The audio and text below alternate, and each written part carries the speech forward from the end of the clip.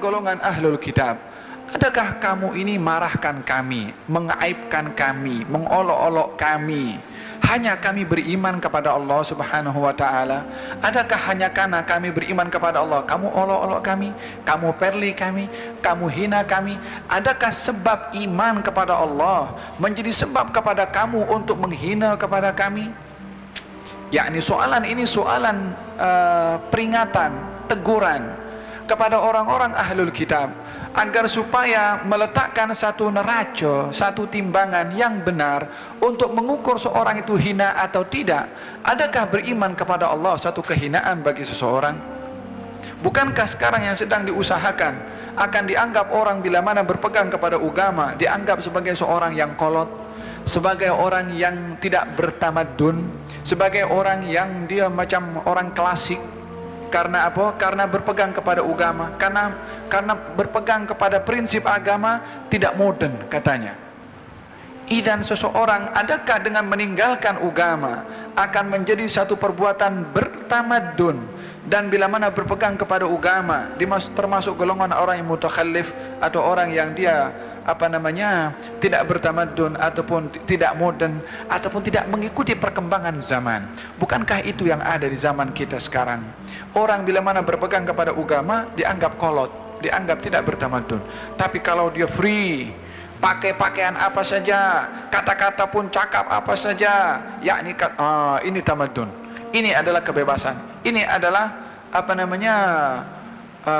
freedom of opinion kata orang, yakni boleh bercakap apa saja tanpa ada nilai neraca agama yang menjadi ukuran kepada seseorang.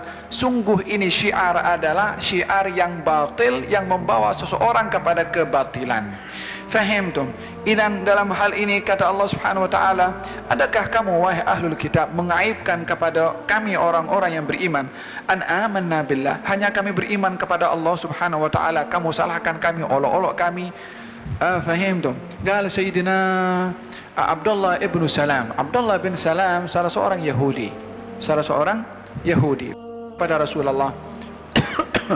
Didatangi Rasulullah ketika itu oleh beberapa orang Yahudi yang ada muskil tentang kejadian terjadi antara mereka. Abdullah bin Salam ada di belakang, yakni tak dinampak. Sementara Yahudi datang kepada Rasulullah dan bertanya tentang hukum hakam. Kemudian kata Abdullah bin Salam, sebelum Yahudi itu datang, Abdullah bin Salam berpesan kepada Nabi, coba nanti kalau orang-orang Yahudi datang, tanya kepada mereka tentang aku bagaimana. Maka ketika Abdullah bin Salam bersembunyi, kemudian Yahudi datang kepada baginda Rasulullah, Nabi tanya kepada mereka, apa penilaian kamu tentang Abdullah bin Salam? Kata Yahudi mengatakan dia orang bagus, dia orang yang alim, dia orang yang pandai, dia dipuji. Tak lama Abdullah bin Salam keluar, katanya, ushidukum an la ilaha illallah wa anna Muhammadar Rasulullah. Kalau aku bersaksi tiada Tuhan selain Allah dan Muhammad Rasulullah. Di hadapan siapa? Di hadapan kaum Yahudi yang sebentar tadi memuji kepada Abdullah bin Salam. Saat itu juga kaum Yahudi mengatakan dia pendusta, dia penipu, dia begini, dia begitu. Adakah karena beriman kepada Allah yang awalnya belum, majlisnya masih di situ juga? Apakah yang menyebabkan mereka merendahkan kepada Abdullah bin Salam yang sebelumnya dipuji? Adakah karena orang beriman kepada Allah subhanahu wa ta'ala